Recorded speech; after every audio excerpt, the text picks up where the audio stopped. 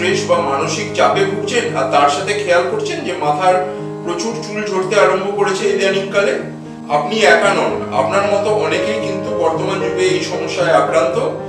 আজকের ভিডিওতে আমি আলোচনা করব এর পেছনে যে বৈজ্ঞানিক কারণ এবং এর হোমিওপ্যাথিক সমাধান সম্বন্ধে। পুরো ভিডিওটা শেষ অবধি দেখুন, তাহলে এই বিষয়ে আপনার একটা সম্যক ধারণা সৃষ্টি হবে। নমস্কার, আমি ডক্টর মৃণাল ব্যানার্জি। তাহলে শুরু করা যাক আজকের আলোচনা।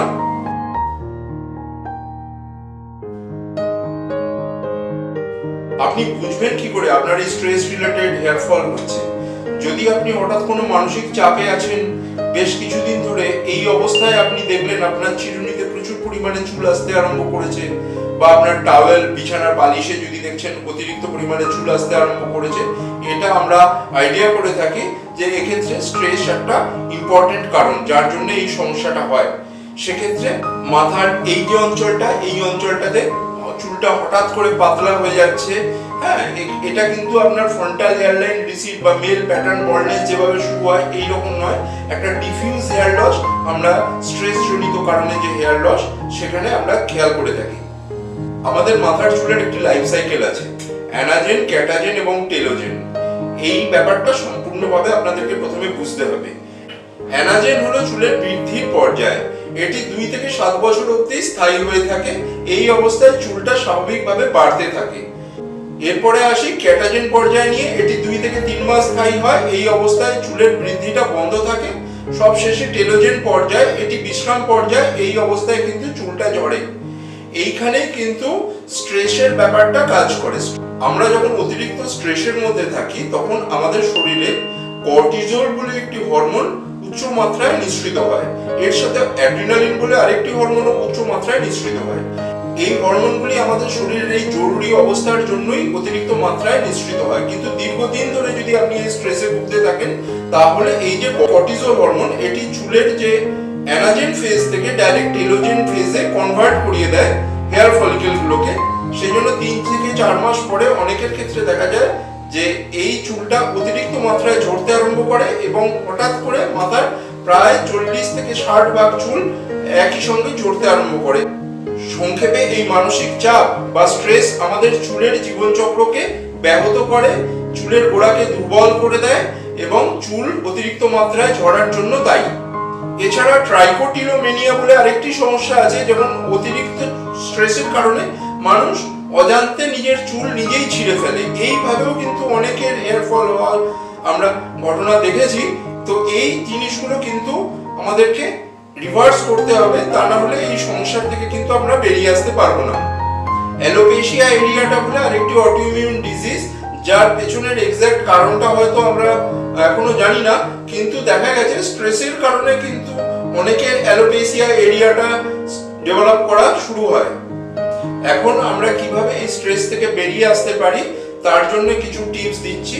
প্রথমেই যেটা দরকার সেটা হচ্ছে মনকে শান্ত করা। তার জন্য যোগা বা মেডিটেশন খুব ইম্পর্টেন্ট। দিনের মধ্যে 10 থেকে 20 মিনিট আপনি অবশ্যই নিজে মেডিটেশন করবেন, তার সাথে কিছু প্রয়োজনীয় যোগ ব্যায়াম যেটা আপনার এই মনকে শান্ত করতে হেল্প করবে।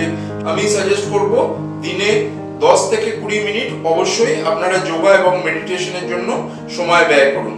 যখনই খুব স্ট্রেস অনুভব করবেন তখন গভীর শ্বাস নেবেন। এটি কিন্তু আপনার মানসিক উত্তেজনাকে অনেকটাই প্রশমিত করে। এছাড়া নিজের যে ভালো লাগার জিনিস, যেসব হবি, সেটার পেছনে বেশি সময় কাটান। হ্যাঁ, একটা দিনের মধ্যে একটা নির্দিষ্ট সময় নিজেকে দিন এবং যে কারণে আপনি এই স্ট্রেসের মধ্যে আছেন সেটাকে দিনের মধ্যে অন্তত কিছুক্ষণ একটু ভুলে থাকার চেষ্টা করুন। এই জিনিসটা কিন্তু আপনাকে অনেকটাই এই স্ট্রেস থেকে বেরিয়ে আসতে হেল্প করবে। এখন প্রশ্ন, এর থেকে মুক্তি কিভাবে? এখন আমি কিছু ইম্পর্টেন্ট হোমিওপ্যাথিক মেডিসিনের নাম বলবো, যেটা কিন্তু এই স্ট্রেস রিলেটেড হেয়ার ফলে আমরা ব্যবহার করে থাকি এবং এই মেডিসিনগুলোর কিন্তু আমরা দুদিক থেকেই কাজ পাই। যেমন আপনার স্ট্রেস কমাতেও হেল্প করে এবং স্ট্রেস রিলেটেড যে হেয়ার ফল, এই হেয়ার ফলটাকেও কিন্তু কন্ট্রোল করে। প্রথমেই আমি বলবো ন্যাট্রাম মিউরেটিকাম বলে একটি ওষুধ। অতিরিক্ত মেন্টাল স্ট্রেসের কারণে যদি আপনার হেয়ার ফল হয়, আমি সর্বপ্রথমে ন্যাট্রাম মিউরেটিকামের কথা ভাবি। সেক্ষেত্রে আমি যদি পেশেন্টের মধ্যে ন্যাট্রাম মিউরেটিকামের মেন্টাল পিকচার দেখতে পাই, তাহলে অবশ্যই আমার এই ওষুধের কথা সবার আগে মনে আসে। এছাড়া আরো কিছু ওষুধ আছে, যেমন ফসফরিক অ্যাসিড আমি ইউজ করেছি বেশ কিছু পেশেন্টের ক্ষেত্রে এবং এক্ষেত্রে খুব ভালো রেজাল্ট পেয়েছি। এছাড়া ক্যালকেরিয়া ফস বলে একটি ওষুধ আমি ব্যবহার করেছি বেশ কিছু পেশেন্টের ক্ষেত্রে, যদি ফিজিক্যাল ডেবিলিটির সাথে এই মেন্টাল স্ট্রেস যদি একসাথে থাকে সেক্ষেত্রে আমি ক্যালকেরিয়া ফসেও খুব ভালো উপকার পেয়েছি।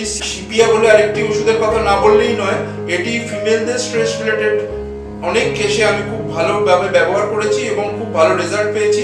এই ওষুধটার কথাও কিন্তু আমাদের বলতেই হবে। এছাড়া কিছু লাইফস্টাইল টিপস, যেমন দিনে 7-8 ঘন্টা অবশ্যই ঘুমোতে হবে, প্রচুর পরিমাণে জল পান করতে হবে, ভিটামিন সমৃদ্ধ এবং সঠিক মিনারেল সমৃদ্ধ খাবার, এবং খাদ্য তালিকায় যেন প্রোটিন ভালো মাত্রায় থাকে, এইগুলো কিন্তু খুবই দরকার। বায়োটিন সমৃদ্ধ খাবার, এবং যদি দরকার হয় তাহলে সেক্ষেত্রে কিছু ক্ষেত্রে বায়োটিন সাপ্লিমেন্টেশনও এক্ষেত্রে অনেকটাই ফলপ্রদ। স্ট্রেস থাকা মানেই যে আপনার চুল পড়বে এটা কোনো কথা নয়। হ্যাঁ, অনেক ক্ষেত্রেই আমরা দেখেছি যে যতই স্ট্রেস থাকুক না কেন অনেকেরই কিন্তু এই সমস্যা হয় না। যাদের ক্ষেত্রে সমস্যা হয় তাদের এই স্ট্রেস থেকে বেরিয়ে আসার জন্য আমি যে কথাগুলি বললাম এগুলি খুব ভালোভাবে মানলে কিন্তু এর থেকে পুরোপুরি বেরিয়ে আসা সম্ভব। এবং আরেকটা কথা না বললেই নয়, এই জাতীয় হেয়ার ফল কিন্তু আবার ঠিকঠাক হয়ে যায়। যেমন অ্যান্ড্রোজেনিক অ্যালোপেশিয়ার ক্ষেত্রে সেটা রিভার্সেবল হয় না। আমি দেখেছি আমার পার্সোনাল এক্সপিরিয়েন্সে স্ট্রেস রিলেটেড হেয়ার ফল কিন্তু কমপ্লিটলি রেকটিফাই হয়ে যায়। সুতরাং চিন্তা করার কিছু ব্যাপার নেই। এই বিষয়ে যদি আপনাদের আরো কিছু জানার থাকে তাহলে অবশ্যই আমাদেরকে কমেন্ট করে জানাবেন, সেই প্রশ্নের উত্তর আমি অবশ্যই দেওয়ার চেষ্টা করব। ভালো লাগলে এই জাতীয় সমস্যায় যদি অন্য কেউ ভুগছে বলে আপনার মনে হয় তাদেরকে শেয়ার করুন এবং চ্যানেলটি সাবস্ক্রাইব করুন, তাহলে এই জাতীয় ইম্পর্টেন্ট টপিকস নিয়ে আমি যখন আবার ফিরে আসবো তখন সেটার নোটিফিকেশন আপনার কাছে অবশ্যই আসবে। ধন্যবাদ, ভালো থাকবেন, পরবর্তী ভিডিওতে দেখা হচ্ছে।